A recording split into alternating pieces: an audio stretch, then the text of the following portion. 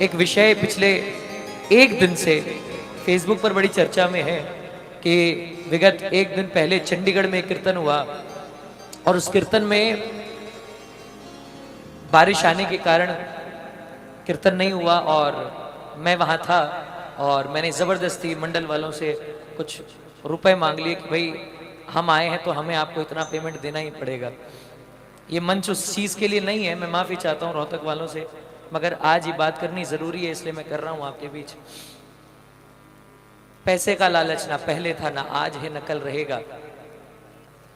आज इस भरे दरबार में बाबा शाम को साक्षी मानकर, उसकी जोत को साक्षी मानकर ये बात कहना चाहता हूं कि उस मंडल से मैंने 1 रुपया भी नहीं लिया है, 1 रुपया भी नहीं लिया है। वो जो लाख रुपए की बात कर रहे हैं वो अभी भी वहीं पर चंडीगढ़ में ही है, नरेश पुनिया जी के पास है और वो मेरे पास पैसा ना कल था ना आज है और ना कभी रहेगा।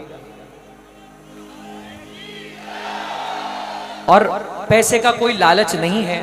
इस बात को मैं सिद्ध तो कैसे करूंगी, कोई सीना फाड़ के, मैं बालाजी महाराज तो हूं नहीं कि सीना फाड़ के दिखा दूं, लेकिन हाँ एक छोटा सा कार्य कर सकता हूं और जब तक प्रभु शक्ति देगा तब तक करता रहूंगा।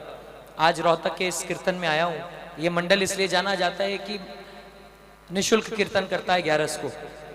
बहुत ज्यादा शुल्क नहीं है मेरा, आप जो भी समझ लें, लेकिन जो भी मैंने इस मंडल से लिया है और जो लूंगा वो सारा इसी मंडल को वापस, और जितने भी 11 के निःशुल्क कीर्तन करते हैं उसमें जहां तक मेरा योगदान बन सके ये मेरी तरफ से इस पूरे मंडल को।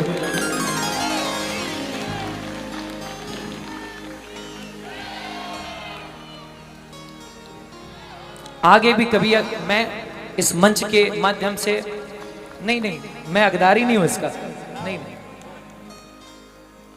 और रोना इसलिए नहीं चाहता, मन कर रहा है क्योंकि आज धमकी भरे फोन भी आए हैं, कुछ लोगों ने मारने की धमकी भी दी है जान से। रोना इसलिए आता है क्योंकि परिवार की चिंता है, लेकिन फिर भी अपने आप को कंट्रोल करूंगा क्योंकि आंसू बहाने से लोग उसका न जाने कितना मतलब निकाल लेंगे। मगर बस एक बात कहूंगा, हम कलाकार हैं और किसी चीज का चेहरा नहीं होता ना तो उस चीज को गाली देने में मजा नहीं आता। मंडल जो है वो बहुत लोगों का होता है। हमारे साथ, मेरे साथ भी काफी बार ऐसा हुआ है कि काफी मंडलों ने ऐसी चीजें कर दी, ऐसी हरकतें कर दी जो हमारे लिए गलत थी, लेकिन हम कहीं बोलने नहीं गए। क्यों? क्योंकि फेसलेस है ना, फेसलेस है। आप किसी एक चेहरे को गाली नहीं दे सकते, बहुत सारे चेहरे हैं और यहां पर कलाकार एक हो जाता है। चेहरा है तो आप टारगेट बना लो, क्या दिक्कत है। लेकिन फिर भी कहूंगा सब लोग गलत नहीं है और मेरे लिए तो कोई गलत नहीं है साहब, सारे अच्छे हैं। हाथ जोड़कर माफी मांगता हूं अगर चंडीगढ़ के किसी भी प्रेमी को मेरी वजह से दुख पहुंचा हो। फिर भी कहूंगा इस अग्नि को साक्षी मानकर, इस जोत को साक्षी मानकर, हमारे बाबा शाम को साक्षी मानकर कह रहा हूं, ना उनका 1 रुपया कल मेरे पास था, ना आज मेरे पास है, ना कल मेरे पास होगा। वो पैसे चंडीगढ़ में ही पड़े हैं और उन्हीं के पास पड़े हैं।